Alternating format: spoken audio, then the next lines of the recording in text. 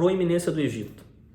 Temos essas imagens bastante especulativas ou bastante teorias, né? São teorias especulativas de como poderiam ter sido as pirâmides no pré-dilúvio. Lembrando que, embora você possa pesquisar em fontes de egiptólogos que as pirâmides são pós-diluvianas, egiptólogos sérios vão dizer que as 3 grandes pirâmides de Gizé, elas são pré-diluvianas, as 3 maiores, né? E se você for olhar, logo abaixo tem as tentativas pós-diluvianas, e elas são bem menores. Nessa imagem aqui bem de baixo aparece, ó, essa imagem bem de baixo ali que tem uma seta vermelha, tem as 3 grandes pirâmides pré-diluvianas e as 3 pequenas pirâmides ali pós-diluvianas. Nós vemos a diferença no tamanho, na escala, né? Porque não se conseguiu reproduzir no pós-dilúvio aquilo que aconteceu antes. Mas o que aconteceu antes, né?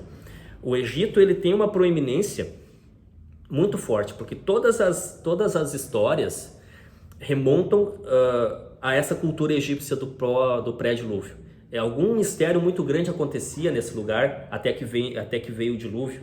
E quando os povos depois de Babel, porque o que aconteceu? A civilização egípcia, assim como as demais civilizações por todo o mundo, eram grandes e fortes em toda a terra. Elas foram destruídas no dilúvio e depois o mundo recomeça no Monte Ararat, na Turquia.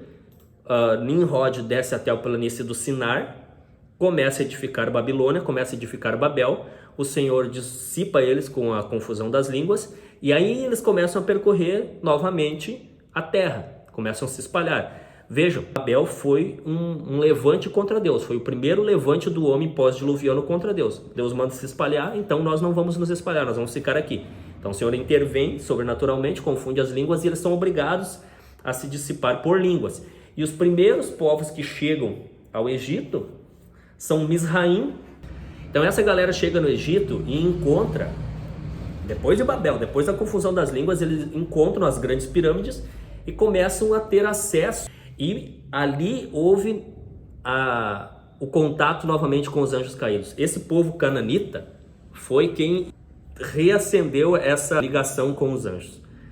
Por isso, nós vamos ver lá na frente a agenda de Deus de purificar a terra dessa gente, né? E nós vamos entender o porquê que o Senhor manda que Josué e seus homens a tomarem as cidades, né? São 7 povos. Os amorreus, os heteus, os jebuseus, os cananeus, lembra? A Bíblia cita isso várias vezes. E esses povos o Senhor manda que quando eles adentrassem nas cidades não poupassem nem do ancião até a criança de peito. Ele manda extirpar. Parece algo muito cruel, mas é que Deus estava fazendo uma purificação da terra novamente, porque essas pessoas voltaram a se envolver com os anjos. E tudo isso se deu no Egito. Essa proeminência, essa relevância que o Egito teve no pré-dilúvio, ele volta a ter no pós-dilúvio. Por que existe essa facilidade, Magno? Como eu digo, isso são teorias, tá? Não são afirmações bíblicas.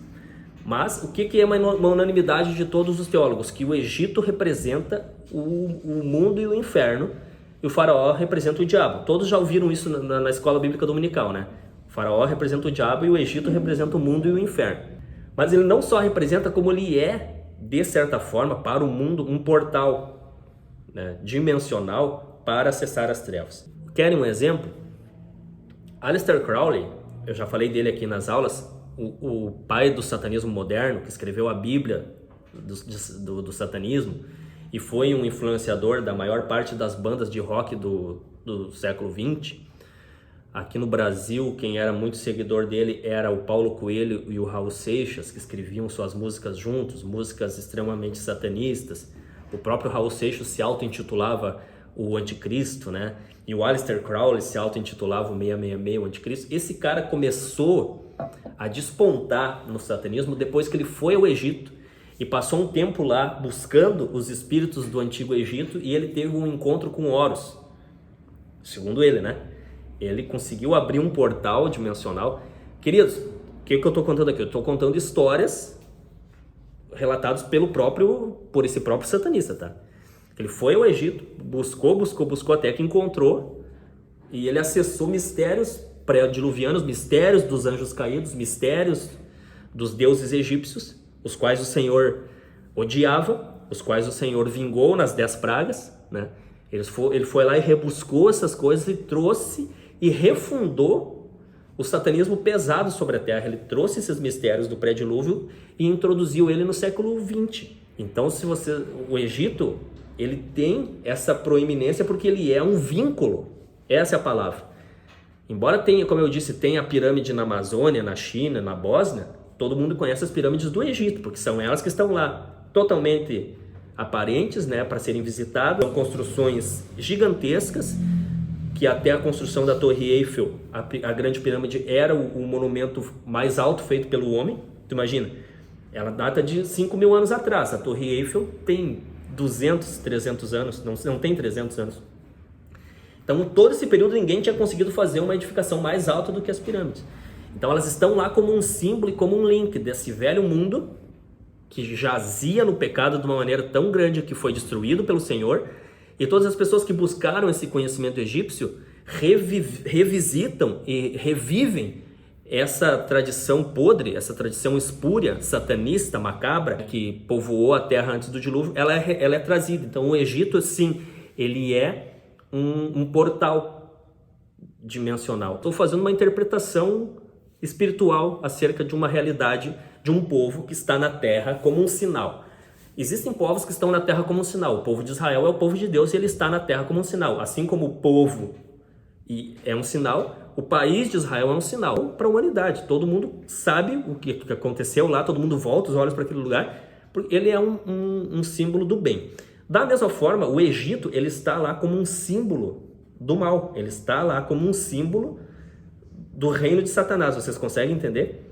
Então, de todos os povos, nós falamos aqui nesse módulo sobre Atlântida, Incas, Maias e Astecas, falamos sobre Babilônia, falamos sobre Babel, sobre Grécia, mas nada se compara, ainda que a Grécia, os deuses gregos são muito famosos, nada se compara com o Egito, na sua influência no mundo de hoje. Tem uma egiptóloga que eu sigo, a guria não é cristã, ela diz que existe um fenômeno na Terra chamado de egiptomania, que é essa adoração ao Egito. Todo mundo sabe, porque se tu tá ali vendo a Patrulha Canina, vai ter um episódio que eles estão no Egito. Se ele tá ali vendo um desenho de criança, vai ter um episódio. Então isso é apresentado para nós como cultura desde cedo. Todo mundo já viu nos filmes que os portais normalmente eles são um negócio assim circular, né? Isso é inventado ou será que é assim mesmo? Como que Elias subiu ao céu? Num redemoinho. Não foi num carro de fogo, foi num redemoinho. Mas será que é um redemoinho de poeira, um redemoinho de vento, ou era um aspiral sobrenatural para um portal para uma outra dimensão? A Bíblia dá spoilers sobre essas coisas, a gente tem que saber ler com um olho mais criativo, né? Fala pessoal, aqui é o Pastor Magno Silva. Se você está gostando do conteúdo do nosso canal, eu te convido a estar se inscrevendo, ativando o sininho das notificações e também curtindo os vídeos, comentando, compartilhando com as demais pessoas da sua igreja, seus conhecidos, porque o objetivo desse canal é estar espalhando conteúdo bíblico, estudos da palavra, revelações, coisas que vão desde o iniciante até mesmo um nível mais avançado e temas polêmicos, temas pouco abordados. Se você gosta desse tipo de material, você é muito bem-vindo. Nós temos uma escola chamada Escola Bíblica Logos. Você é nosso convidado, o link está na descrição. É uma alegria ter você aqui e que Deus abençoe a sua vida.